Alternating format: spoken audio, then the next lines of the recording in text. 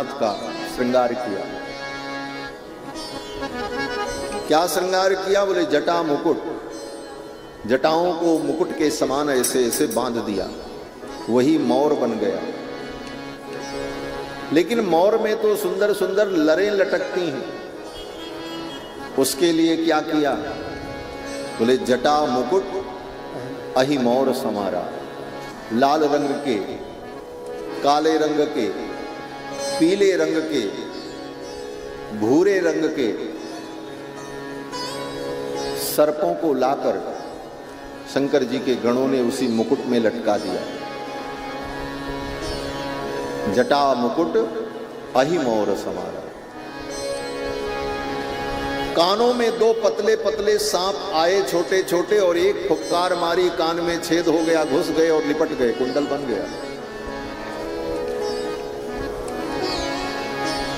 दो सर्प आए, हाथों में लिपट गए, कंगन बन गया। कुंडल कंकन पहिरे व्याला, तन विभूति पटके हरि छाला।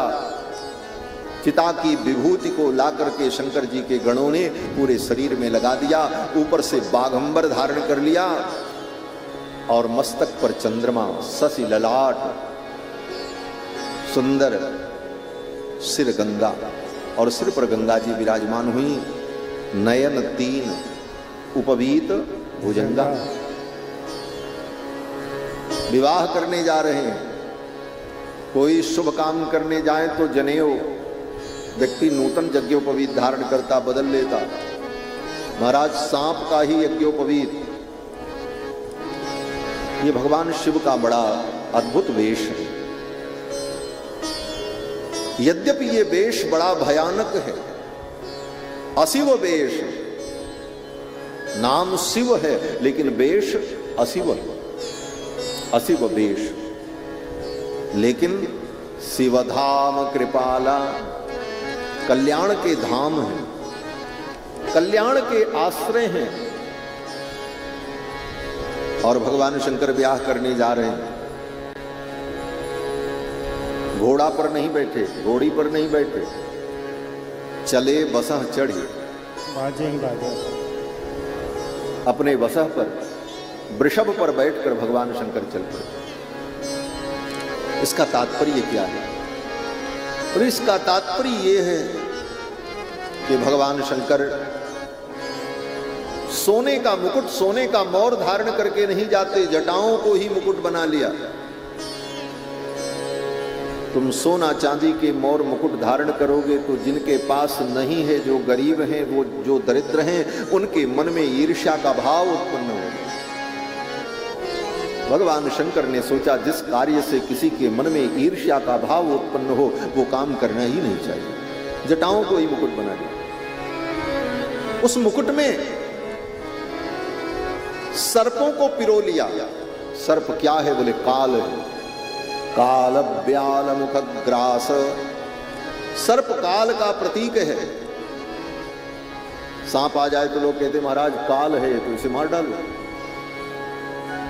और भगवान शंकर ने उस काल को, सर्प को अपने सिर पर लपेट लिया मुकुट में। क्या संकेत है? बोले भगवान शंकर विवाह करने जा रहे हैं और काल को सिर पर रखकर जा रहे हैं। अर्थात विवाह करने जाओ, गृहस्थ जीवन में प्रवेश करो, लेकिन यह भी ध्यान रखो कि काल तुम्हारे सिर पर है। काल से तुम बच नहीं सकते, काल का स्मरण करते रहो। काल सदा सिर पर डोले। काल सबके सिर पर। काल को मत भूलो।